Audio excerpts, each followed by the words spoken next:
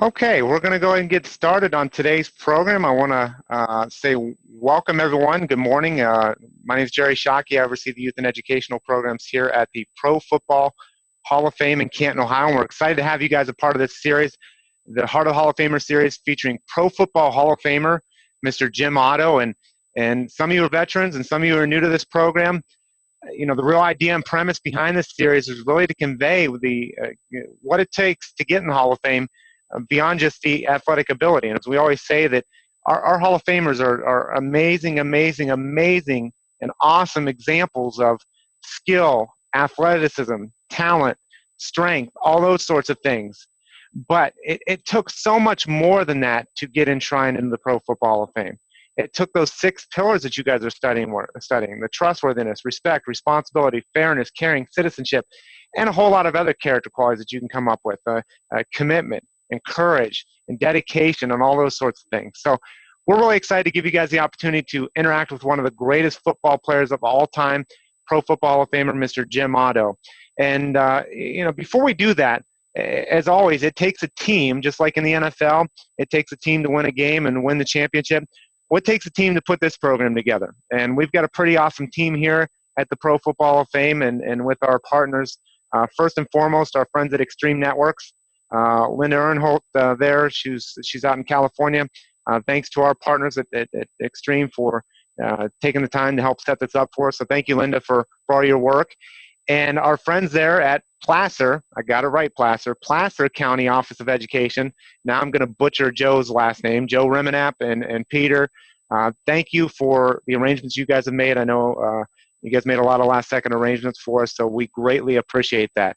Thank you for taking time to do that. We need to thank the teachers, because really the teachers are the ones that make the arrangements, that coordinate the schedules and get students out of class and make the technical arrangements. So not only the teachers, but the technical people and others like Susan Loper and those folks. Thank you very much for what you guys did to make this possible. But last but definitely not least, we need to thank the students. And in order to do that, what we're going to do is give you the opportunity here in just a second is I'm going to call upon your school. And when I call upon your school, feel free to unmute your microphone at that time and give a shout out. Just scream, yell, whatever. I'm sorry, teachers, close the door on your rooms. I'm sorry to have them do that. But if we can go ahead and we're going to go to our first group in the rotation, Island Elementary in Lemoore, California. If you want to unmute and give a shout out, go ahead.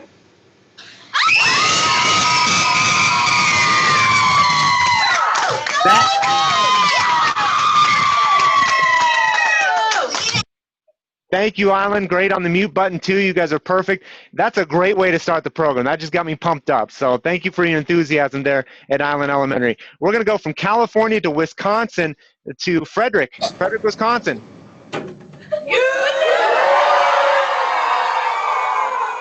All right, Frederick is packed there, too. I love it. Love the enthusiasm. Thank you, Wisconsin. Go ahead and mute there at Frederick, and we're going to go to the interactive Angville Elementary in Lemoore. Go ahead if you guys want to unmute your mic there. Okay, go. Yeah. Oh, yeah. I'm loving today. They're awesome. Thank you very much. Go ahead and mute there. And we will, if the view-only group, if you guys want to, in Angville, if you guys want to go ahead and unmute and say hi, you can feel free to. Go ahead real quick if you're able to. If not, that's okay. That's okay. We see you. Just wave your hands in the air. There we go. There we go. So very good. Thank you very much. And I did get an email from Waldorf, Maryland. They're having some technical difficulties, so hopefully they get connected throughout the program, during this program. So we also have tuning in, as I know we have a video network through our friends there at Placer County. It's going across the state. So we do know that this is being streamed across the state. So anyone tuned in, we first of all appreciate you tuning into the program. But number two, go on our hashtag, Heart of Hoffer, on Twitter, Instagram, especially Twitter. I'll be checking it throughout the program. If you have a question that you'd like us to interject, I'll be looking on my phone. And, feel free to shoot those in, because we love the folks from across the state to have the opportunity, even though you can't interact with Mr. Otto, but at least feel part of the program. So if you're tuned in over the web link, please feel free to go to our Twitter page, hashtag Heart of Hoffer, and tweet that question, and I'll try to my best to interject any of those today if we do have any of those. But I want to get to the introduction of our speaker because I'm talking way too much, and you guys are much more interested in hearing from him than you are from me. So let's get to that introduction, and that's for Pro Football Hall of Famer Mr. Jim Otto. He anchored the Raiders' offensive line for 15 years, noted for pride, dedication, leadership, intelligence. There's some pillars right there that he is known for. He's a sure-handed ball snapper, superior blocker, and with a wide range. He overcame numerous injuries, and I'm sure Mr. Otto, as we're talking about overcoming adversity, he can share with you some of those injuries during his career, things that have taken place after his career. He played 308 games, including 6 AFL, AFC title games, Super Bowl II. He was a 12-time All-Star, named All-League 12 straight years from 1960 to 1971, and in 1972 was named All-NFL. He was the AFL's only All-League center. For those of you that don't know who the AFL is, it's what we know today as the AFC. The two leagues eventually merged, the NFL and the AFL, in 1970. He was named to the All-AFL team in 1969 as well. Now, and then obviously he received the biggest honor that any individual player can receive, and that's being enshrined into the Pro Football Hall of Fame in Canton, Ohio. But that's just the tip of the iceberg with Mr. Otto. So I think what you'll find is that his off-the-field career is as significant, or probably even more significant, obviously, than his on-the-field career. Because first of all, he's a businessman. He started first as a business manager under the legendary owner, Mr. Al Davis, with the Oakland Raiders. And then as he stepped out of that position, he got into farming, where he was into raising walnuts and walnut orchard. So he's diverse in his businesses that he's been involved with. From then, he went on to actually be a franchise for Burger King. He ran a number of Burger King restaurants and chains in California. And then after that, he pursued the banking area, where 6 guys, he and 6 of his friends, got together and they bought their first bank. This bank now, which I'll let you go to their website at some point, it's UMPQUA Banks. There's now 158 of these banks. So he's been heavily involved with that. And following that, he also purchased apartment rentals and things like that. So Mr. Otto is someone who's, as you can see and hear, has been tremendously successful on the field, but I would argue even more so off the field. And it doesn't just stop there. His philanthropy, his giving back, when you talk about the pillars of caring and citizenship and giving back to your community, this is where he has really shined. And he'll share in his story about his battle with cancer and when he got cancer, and it really opened his eyes to wanting to do something about it. And he formed a group, and recently they just, the last 3 years, built an addition to the UC Davis Cancer Center. It was not just a little addition, it was a $38 million addition. It's, according to Jim and a lot of others would agree that it's one of the top cancer centers in the United States. Well, he served as chairman of that fundraising committee, so he's obviously giving back. He's also been involved with heart disease. Oh, I see Waldorf got connected. Go ahead and mute there, Waldorf, if you could. Thank you, Gwen. I'm glad you guys got in. Thank you. And he's been involved in heart disease, has had 18-plus golf tournaments that funds go directly to research. And he'll talk a little bit about that, too, about his thoughts and opinions with philanthropy and how he really feels that money should go directly to research. So with that being said, what I would like to do is I'm going to share the screen again, and we're going to play a quick highlight film of Mr. Otto. Jim Otto joined the Raiders organization at its inception, and for 15 years, the offense went through his hands. Starting 210 consecutive games at center, Otto used Raider grit to lead countless runners into the open field. A silver and black fixture, Otto was the first Raider inducted into the Pro Football Hall of Fame. Now, I know that was a very short intro, but, you guys came to talk to the person, not see highlight film. So if you guys could all unmute your microphones, and I'll unmute you guys there at Placer County, too. So, Mr. Otto, you are live. But if all the schools can now unmute your microphones and join me in giving a warm round of applause to one of the greatest football players of all time, Pro Football Hall of Famer, Mr. Jim Otto.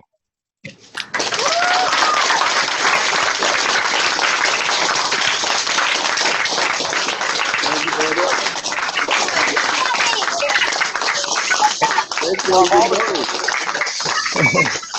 All the schools go ahead and mute now until we call upon you. And Mr. Otto, the microphone is yours, sir.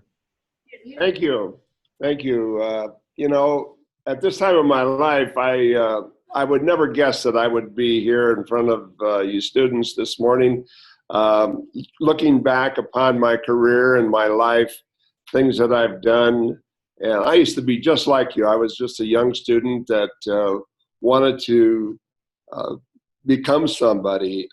I had to go to school. Remember your mom getting you up in the morning and getting you off to school? Well, my mom used to get me up. My dad used to get me up. And there was a lot of times I didn't want to go to school, but there was also something that drawed me, if you want to say, to school. And that was sports and the various different things that I could accomplish through that in school. I grew up in Wausau, Wisconsin. It was a small town, very much like the town I live right now in Auburn, California. And it seems like the small cities and towns draw me. I've had businesses in a little town of Yuba City, which is in the Valley of California. And like I said, the small towns and villages kind of just draw me in. Anyway, I was able to take the opportunities that came to me as a young high school kid or young grade school kid. And my love was football, and it gave me the opportunity to show what I could do. It gave me an opportunity to express myself. And I was taught at a young age to be a good athlete, number one, number two, be a good Christian boy, and have good habits, and that's the thing that drew me more. My parents taught me that. My teachers taught me that, and I was able to go through school. Sometimes football got me in trouble in school, where I would be sitting at my desk and playing with an old helmet, an old leather helmet, and the teacher would have to take the helmet away from me because I was causing a ruckus in class with my helmet.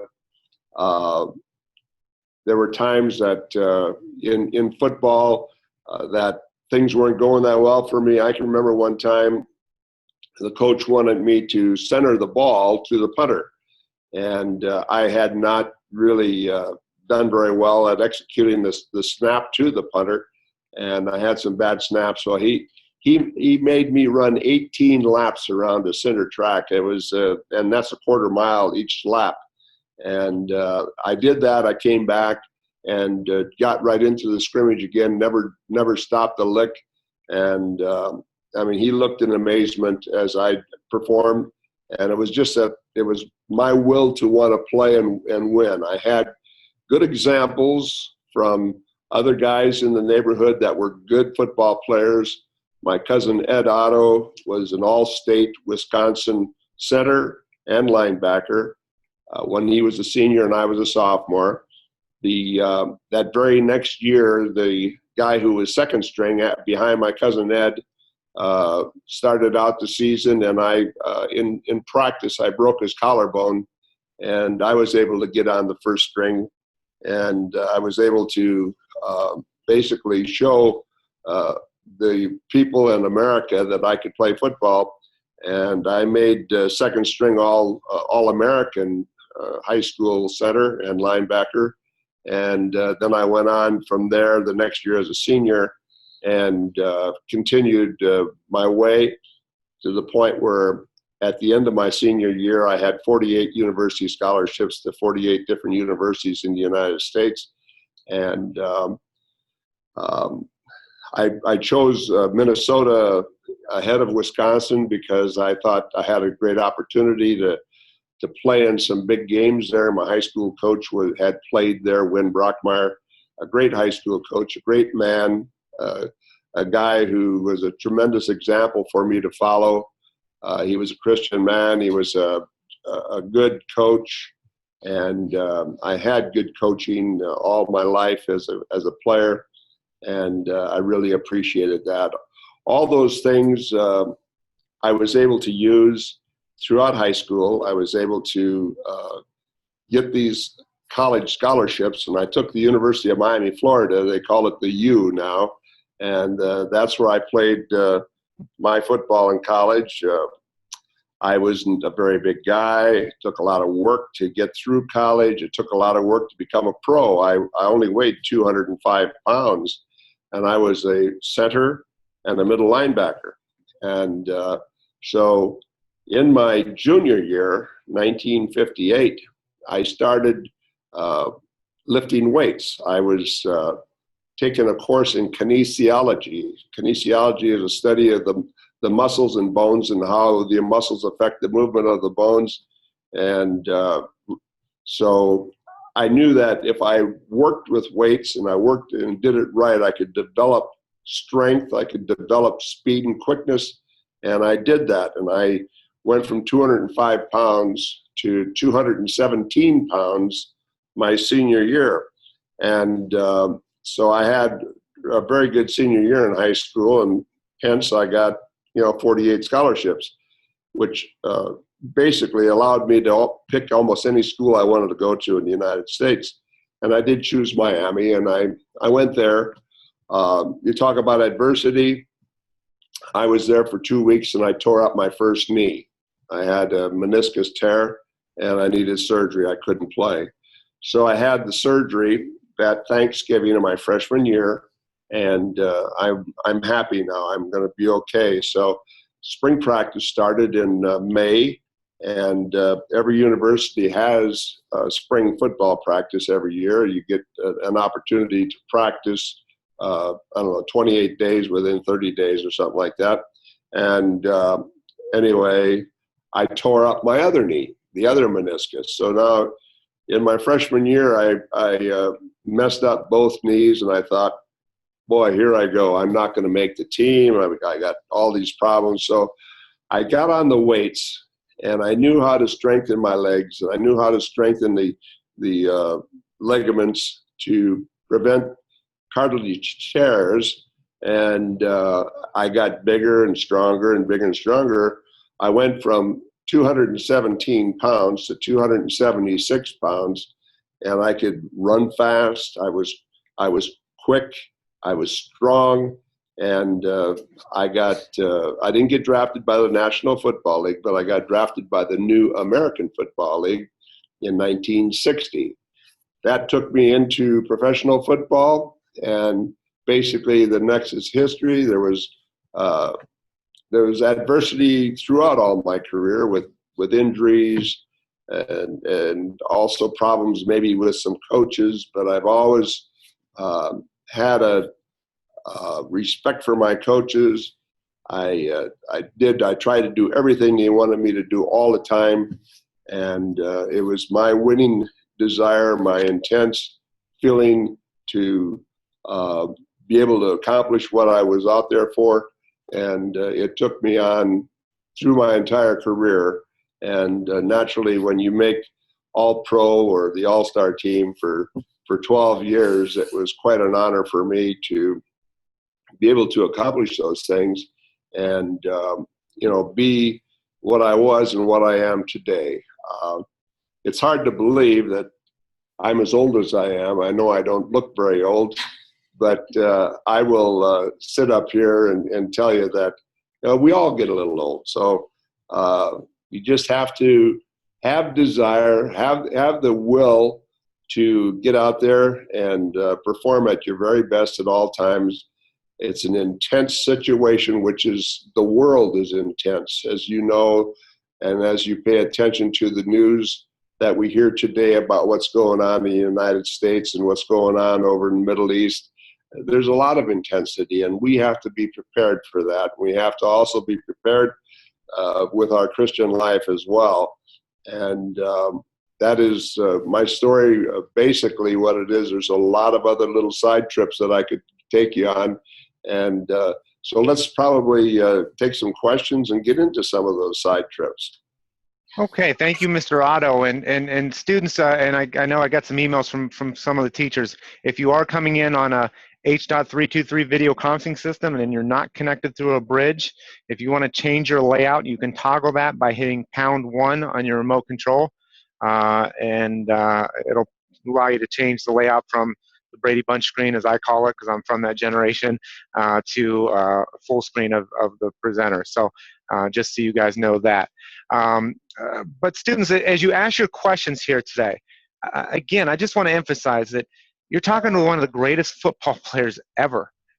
We talk about, guys in the NFL, guys like Peyton Manning. You saw just broke Brett Favre's record, and we have a football here in Canton from that game just this past Sunday.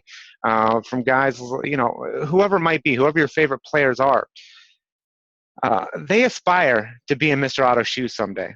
And I would imagine if they knew a little bit about his off-the-field achievements as well, that they would aspire to be the same person he is off the field as well. And to just give you an idea, there have been over 23,000 players that have played in the NFL since it started in 1920.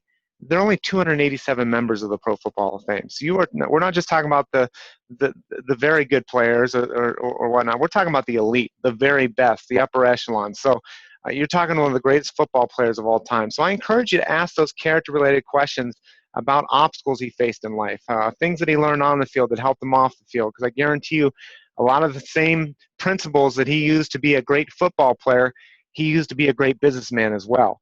So with that being said, we're going to go in the order of Island Elementary, Frederick, the Interactive Engville Group, and Thomas Stone High School. And we'll just rotate through as many times as we can.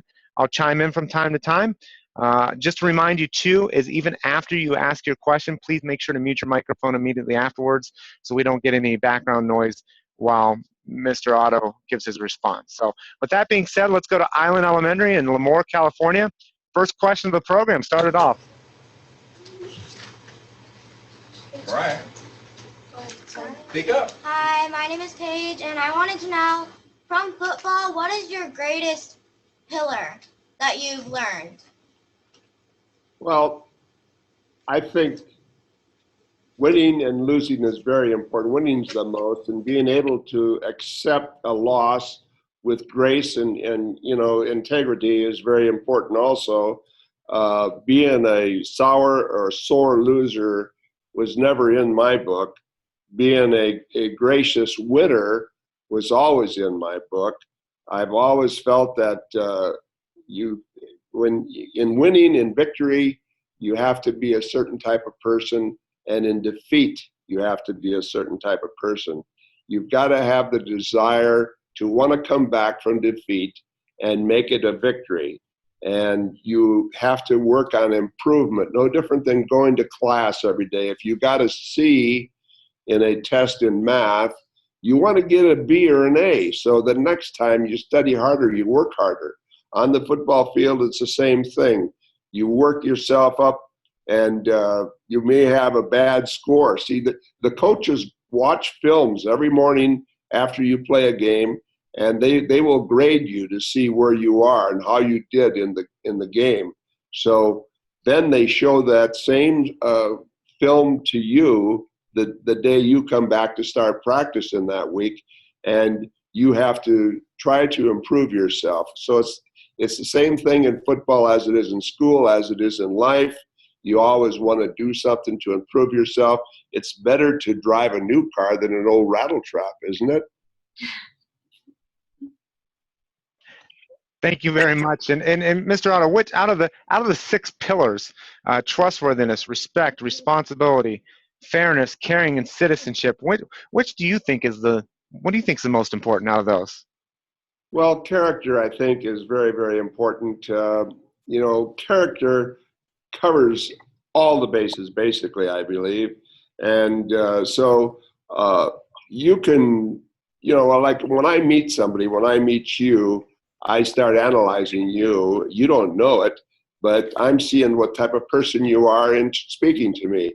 You do that with a lot of other people, and people are doing that with you as well. So when you present yourself in a introduction of sorts to people, you always want to be on your guard. You want to be doing your best, and you want to be honest and fair about everything that you're talking about.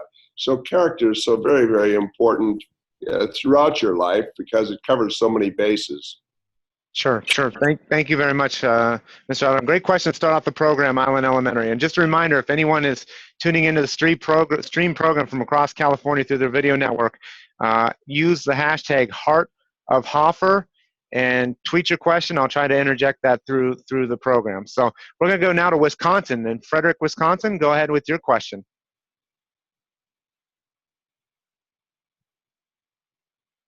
Hi, my name's Kate, and my question is, once your football career ended, how did the experience affect your life?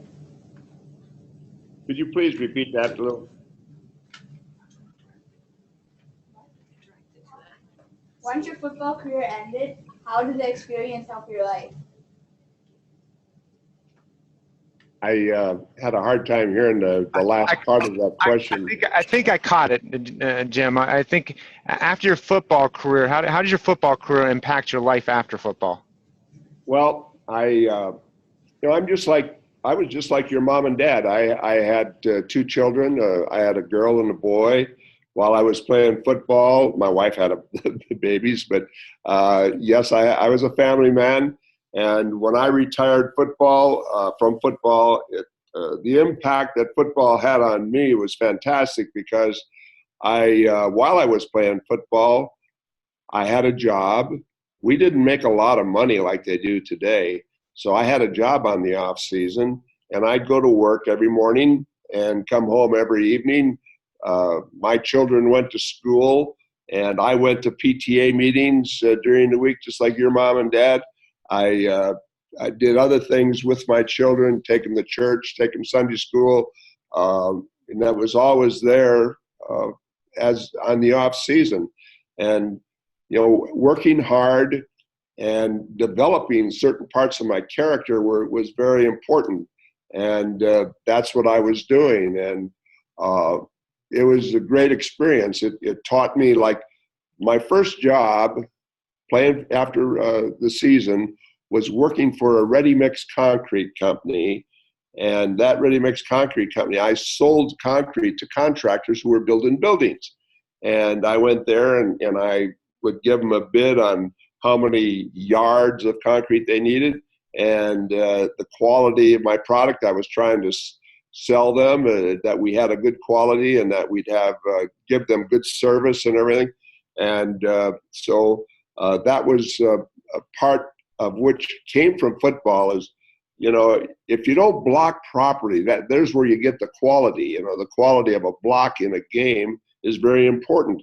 And just like the quality of the concrete that you're selling or whatever else you're selling. So football rolled over into my life as selling ready-mix concrete.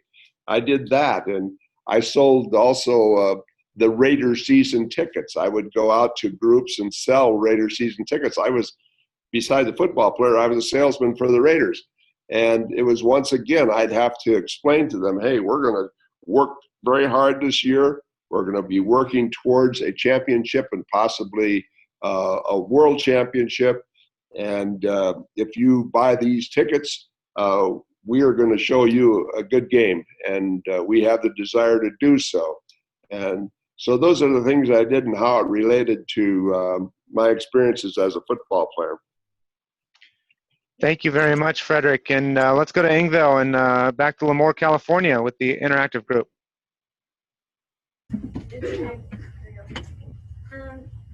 How did you feel right before your first NFL football game? How did you feel after the first NFL football game or before the first football game? Yes. Okay, before the first football game, I was very, very excited because this was an opportunity for me to show people that I could play football. See, I didn't get drafted by the National Football League in 1960.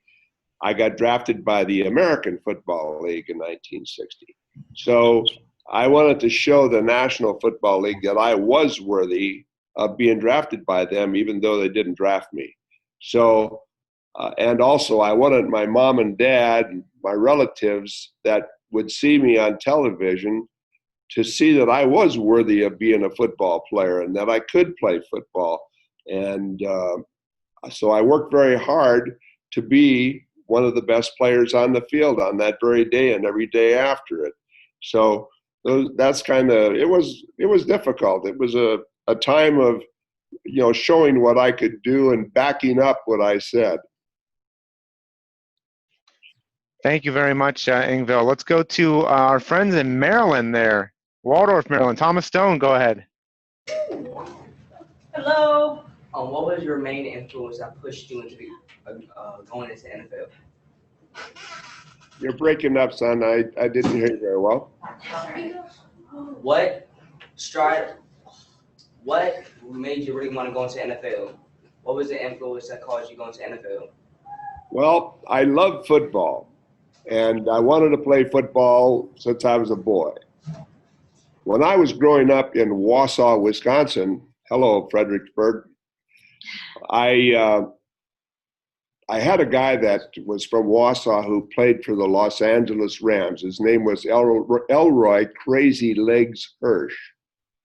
They called him Crazy Legs because when he was an outside receiver, he would catch the ball and he ran for many touchdowns. And when he'd run, his legs were going in all directions, it seemed like. And a lot of the defensive backs and linebackers didn't know how to tackle him because if they went in to tackle him, maybe they'd get a knee in the chops or they'd get a foot in the face or whatever. But he had his legs going in all directions, so they called him Crazy Legs. Anyway, he was voted into the Pro Football Hall of Fame as well. And in those days, I was just 14 years old watching that. And I thought, if Elroy Crazy Legs Hirsch could come from Wausau, Wisconsin and do those things, why couldn't Jim Otto? So that was my drive. That was my desire to be as good as Elroy Crazy Legs Hirsch or better. And I wanted to prove to the people of Wausau, Wisconsin, and the people that coached me that I was worthy of that type of thing. So that's basically one of the desires and the reason why I played hard and went to the National Football League. Thank you very much. And actually, we just got, before we go back to Island for the next question, we did get a question submitted from Jennifer. We'll just leave the first name there at Jennifer28. And she asked the question, have you ever been made fun of or bullied? And how did you respond to that? How did you deal with that? You know, there were times in my career I was made fun of and I was bullied. And I think the time was when I was like between 13 and 14 years old. In my neighborhood, I was one of the smaller kids. I was not a very big person. And we were poor people. My mom and dad didn't make really that much money. They made enough to feed us kids. There were 5 of us in our family, 5 children. And my clothes were tattered and worn. I had, usually tears in the knees of my pants, and my shirt was probably not as clean and neat as some other kids. So I was one that they would come after. If I was playing football with them, they'd try to smother me or do whatever, And so it was a tough bringing up to a point. And I just decided that I was going to be tougher than them, and I didn't care what it took to beat them. Now, in living that type of life, there was some bullying, yes, and there was some teasing, yes. I was the brunt of it. And there were times that I would come home and I would probably have a tear rolling down my cheek. My mother would take me and she would hold me. Not hold me, but she would caress me and tell me, Jimmy, don't worry, you'll be better tomorrow. You'll be better tomorrow. Don't worry. Don't give up, Jimmy. And so it's always great to have parental type support like that, because my mom, my grandpa, and my 2 grandfathers, they gave me encouragement. My grandmothers did too. And my mom and dad both gave me that type of encouragement as well. So that is what took me through that bullying time. And it's sad to see some children get bullied to the point where they do something that's drastic. And if all you students listening to me now can look for that and try to help prevent it from happening. It would sure make this world a lot better. Thank you very much, Mr. Otto. Great question from our friends on Twitter there. Let's go to Island Elementary, Lemoore, California. Go ahead.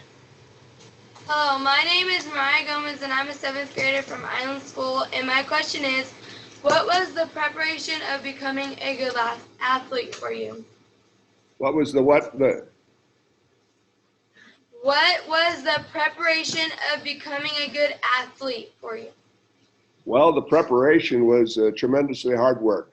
I used to, we didn't have weights when I was a boy, like 14 years old, 13 years old, but I used to do push-ups. I used to do sit-ups. I took 2 chairs and put them together, and then I put 1 chair back for my toes, and I would do push-ups, and I would go way down between the chairs with my chest, and then I'd push up. And it really worked my chest, it worked my arms and everything. Those were things that I did in preparation to get better and stronger.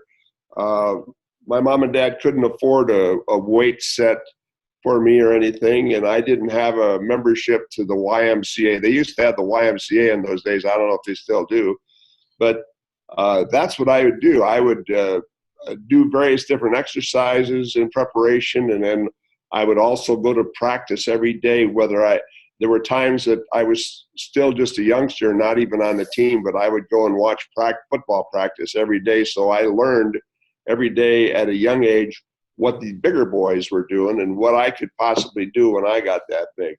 So those are some of the things I did in preparation to play. And just so students realize, you heard him mention a couple times about lifting weights. Lifting weights was not a part of the regimen during those days. And Mr. Otto was like a groundbreaker with weight training in those days. So it's not, obviously it is a part of an NFL or any athletic program, even at high school, college, and definitely the professional.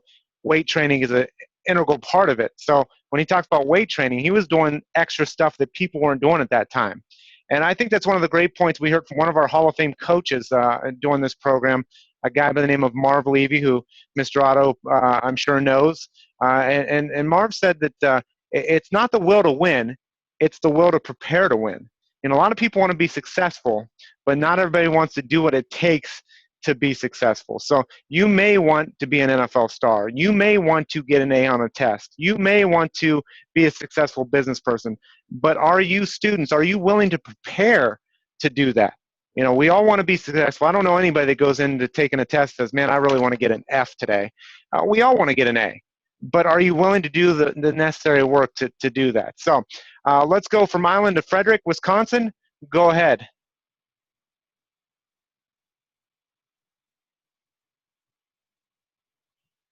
Frederick? Go ahead, Colby. Yeah, my name is Colby Russell, and Louder.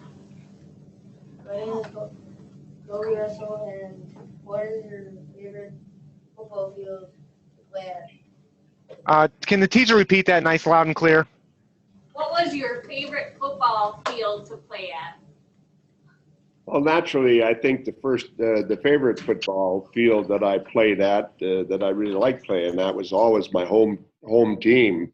If it was Wausau High School, it was at the Wausau High School football field, or it was at the Oakland Raider football field, or the University of Miami football field. Those would be my favorites, naturally, and because you always had a friendly home base. There were friends in the stands, your mom and dad, your father, grandfather, whoever was there, and you felt at home, and you were doing your best to show them that you could do your best, and that was always the home field advantage.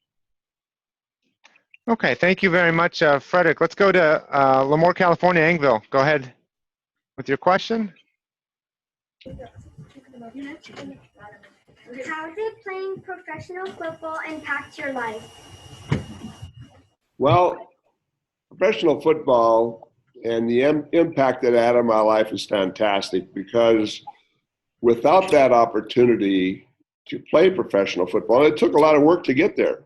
I've been talking to you students about work and sacrifice and things that I gave up during the time that I was 14, 15, 16 years old, just like the years that you're going through right now. And you have to be able to sacrifice to get through those areas. And that's what I did. I worked hard. I worked harder than the coach thought I could. And that's what made me a better football player than a lot of other guys. And I did that all through high school, all through college. And then when I got into professional football, I was still doing that and improving on a daily basis. So you have to do that. You have to sacrifice to get where you want to go. And that's what I did to become a professional football player. And then later on, where I was selected to the all-pro teams as well. And we had another question submitted via online, and the question asked Mr. Otto, and we discussed this a little bit yesterday. We talked about some of the on-the-field adversity that you overcame, the 2 knee injuries and just a plethora of injuries throughout your career. Can you talk about some of the life obstacles that you faced off the field? As you've grown older, some of those battles that you've had, and how you've overcome them. And as I see, as a person who's got such a upbeat personality that has kept really to your core values and whatnot through these times of adversity. So, can you share a little bit with those? Let's come from Linda out in California.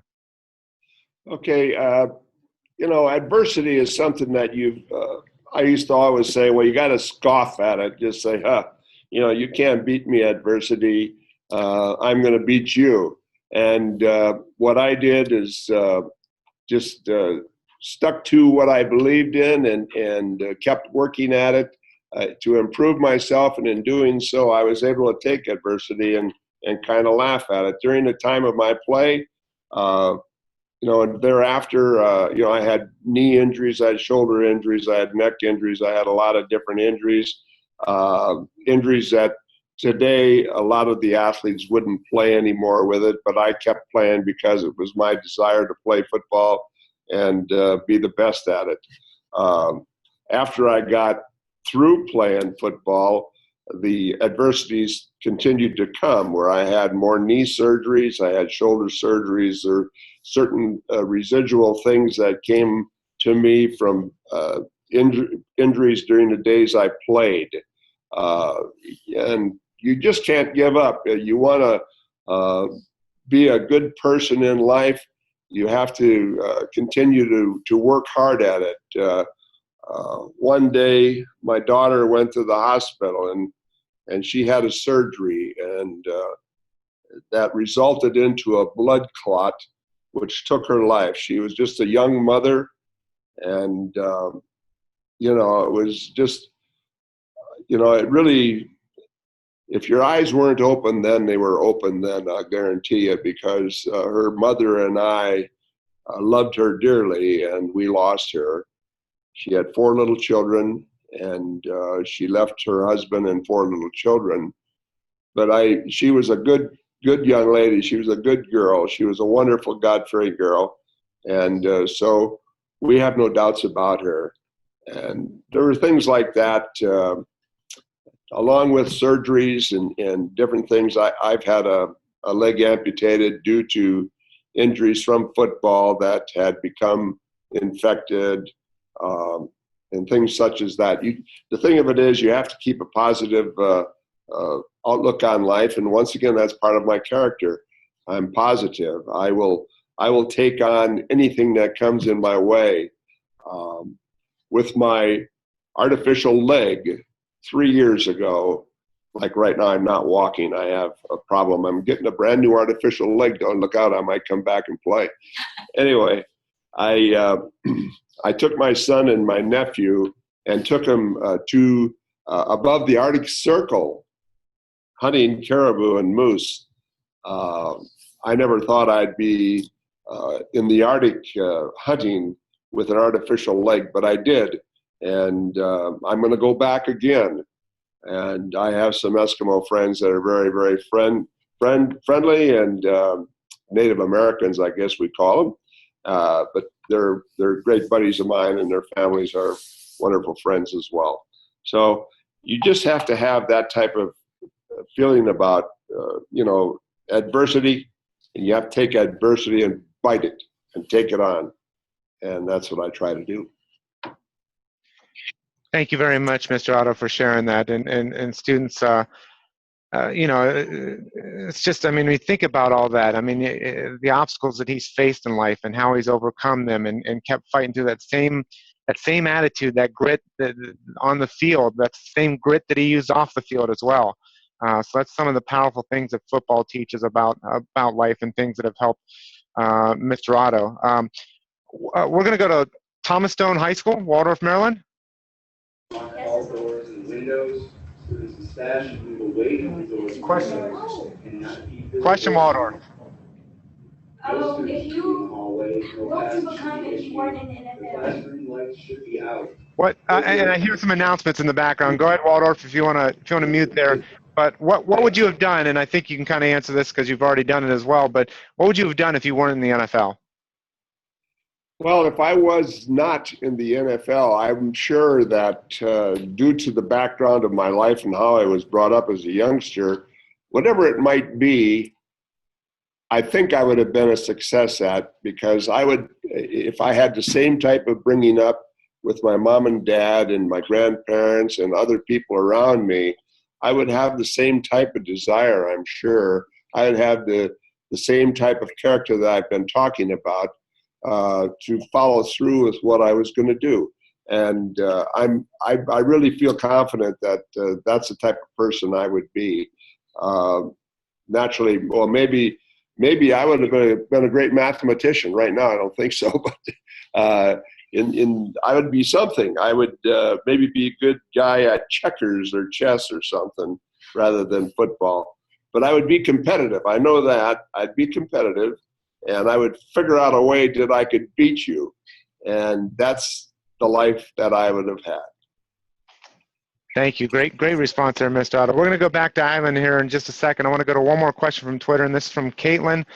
And she asked, did you ever have second thoughts about joining pro football? I mean, that could be pretty intimidating, coming up into the big league.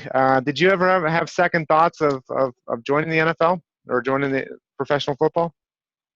I think to answer that question, I'd have to say no. I never had second thoughts about entering the NFL. I can remember the first day of practice and where I had to block the guy across from us. You go one-on-one. You have a guy that comes over you, and the coach calls a signal, and you have to go out and block him. Well, at that particular time, I was still kind of a small person. I wasn't real big, and I was just in my weightlifting programs and stuff like that, and I was just starting to develop. And the guy that was across from me was bigger than me. He seemed more aggressive than me. He was growling and all that type of stuff. I don't know who, you can't get any place by growling or whatever, but maybe he was just grunting. I don't know. But anyway, what I did, I said, wow, I got to really get after him. So I'm down over the ball. So just kind of picture this. And I got my hands on the ball, and I'm looking, straight ahead. And I take a couple of deep breaths. The coach called the signal. I snapped the ball. I hit him so hard, I couldn't believe it. And I did it. And that was like the first hit of mine in the football league. And I said to myself, I can do it. I can do it. I know I can do it because I just did it. And so I didn't even think of it anymore. When I would come out of the huddle, go to the football, and I would snap the football to the quarterback, I'd just go like blazes and just fly into those guys. And that's what I did for 15 years. Thank you very much, Mr. Otto. Great question there from Caitlin. And we got about 10 minutes left, so we should be able to get to a question from each of the schools to close out the program. Let's go back to Island. Again, I want to just remind the students, Island's been very good at this, but real project loudly and clearly, please. Hi, my name is Delaney Winters, and I'm a 7th grader at Island School. And my question is, what teams did you dream of playing for when you were a kid? What teams did I dream of when I was playing, when I was a kid? I always thought, being from Wisconsin and the group from Fredericksburg, they would know that I would want to be a Packer. And no doubt about it. And my senior year in college, Vince Lombardi called and left a message with me that the draft was going to be in a couple of days, and that they thought about drafting me.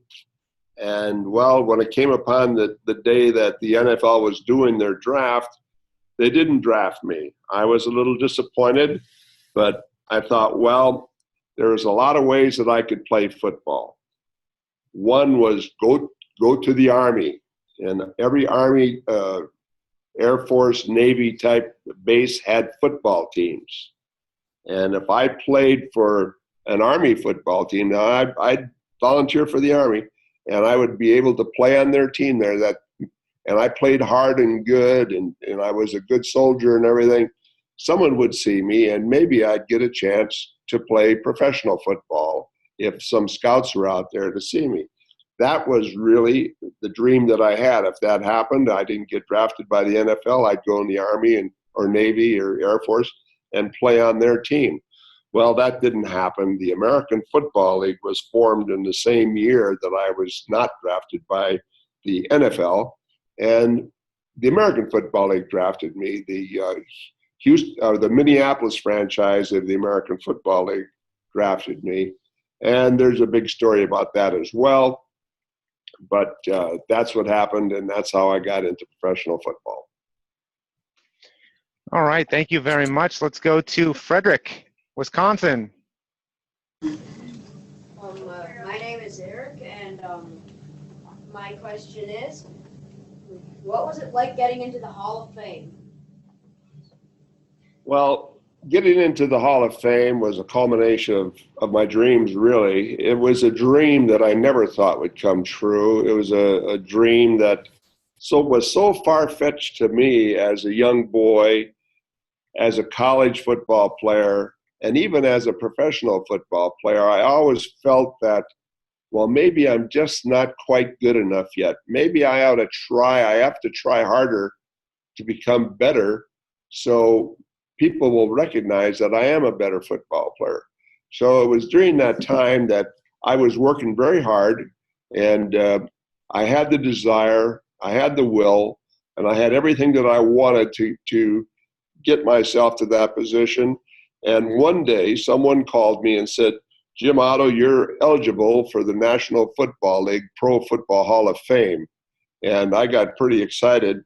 And so that day came along, and I was at my walnut orchards, and I had a pair of bib overalls on. I was all dirty, and the phone rang at the house there. We had a house. I had a little office where my hired hand my ranch manager would be. I went in there, and it was my wife, and she says, "The Hall of Fame is going to call you, Jim. I think they elected you to the Hall of Fame." And I said, "Oh, come on." And she says, "No, they're going to call you." So I hung up and waited, and sure enough, Pro Football Hall of Fame called me, and I was in the Hall of Fame. I said, "Wow." And so I was pretty excited, and I went home, and my wife and I danced around the house and had a good time and enjoyed the award. Very proud of it, very thankful for it. I hope I represented the Pro Football Hall of Fame in the best way throughout my lifetime. And it's hard to believe, but it's been like 33 years ago that I went in the Pro Football Hall of Fame, and it's just the time goes by so fast, and you meet so many great athletes in the Pro Football Hall of Fame. It's been a tremendous honor for me. And Mr. Otto, if I can just say it on behalf of, David Baker, our new executive director, and everyone here, is that, part of our mission is to promote the values and to celebrate excellence because of what our Hall of Famers represent in regards to positive character values and excellence. And let me just say, you've been the best ambassador for that. So thank you very much. You've represented your Hall of Fame status very, very well in a way that we would expect you to, because you're a Hall of Famer and everything. So you do everything well, including representing us.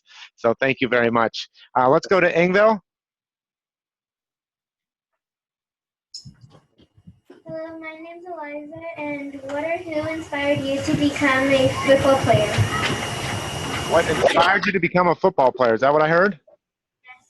Okay. Now, what inspired me to become a football player?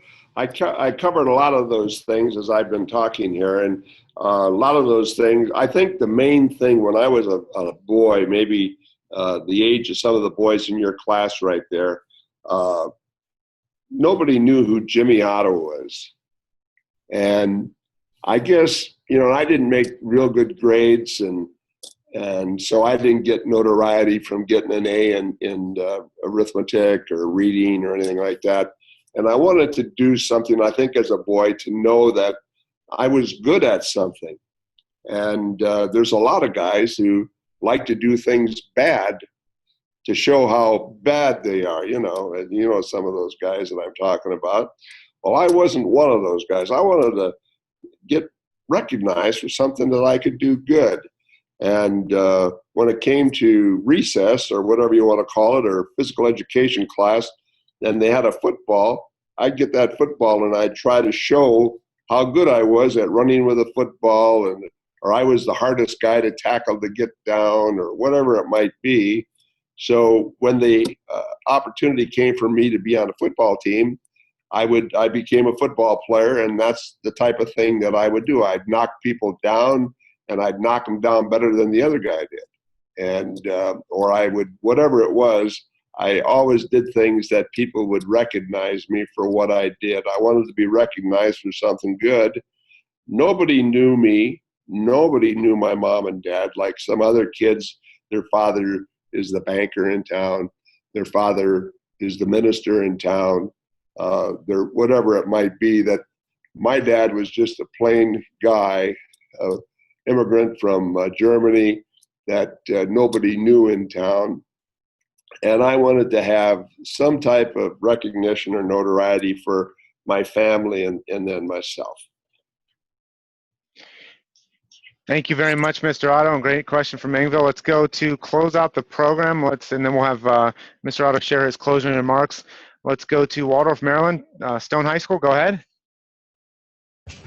Hello, my name is Delonte Nunley, and I wanted to ask, what was your biggest challenge through college, and what was your biggest challenge through your football career? The biggest challenge probably in college, I think I wanted to be superior. I wanted to be the best. And it's very difficult because there are a lot of the guys that you're playing against in college and in pro football, as well as high school, are very good. And you have to keep answering that challenge every day that you go on the football field, every day you go on the basketball court, every day you go on the track to run track. You have to prove that you're better. And in doing so, you have to prepare your mind mentally so you keep aware of that. And your awareness has to be very sharp with regards to blocking or running, knowing when to juke left and turn right, knowing those things. And you see it on television every Sunday, every Saturday when you're watching college football. You're watching the performance of young athletes like yourself, maybe just a little older. So those are the things you have to watch constantly, watch yourself doing to make sure that you're accomplishing those things. And that'll make you and give you the greatness that you're looking for. Mr. Otto, I see we're down to, it's about 1 p.m. Eastern time to 10 a.m. your time there, Mr. Otto, in California. You've shared a lot of messages here today, and especially your message of adversity and overcoming adversity. And to be honest, you've probably overcome more adversity than a lot of people will ever face in their life, and maybe a lot of us combined. Is there anything you would either like to reiterate that you've shared today, or anything else you'd like to touch on to close out the program? Well, once again, adversity is there for some form of adversity is there for everybody. And the main thing is keep your chin up, know where you are, don't do anything drastic. If you're a Christian or whatever, have these qualities about yourself and maintain those qualities and don't give up. A person that gives up is a person that, I mean, I don't want to be around those type of people that are quitters, that give up. You've got to keep the right attitude, and when you put it all together, that's the biggest part of developing character. And if you can do all that, some guys make all pro, some guys don't. Some guys that don't make it aren't bad guys. They're good guys. There's just someone who's a little bit better. And so don't worry about being the best or not being the best. Just do your best, and you will have satisfaction, gratification. Your grandmother will give you a big kiss and a hug. Your grandpa will do the same thing. And you'll get satisfaction from your mom and dad, and maybe you have a girlfriend, and she gives you a big kiss on the cheek. So anyway, those are some of the rewards that you get from doing a great job. And students, if you'd unmute your microphones at all the schools and join me in giving a warm round of applause and saying thank you to Pro Football Hall of Famer, Mr. Jim Otto.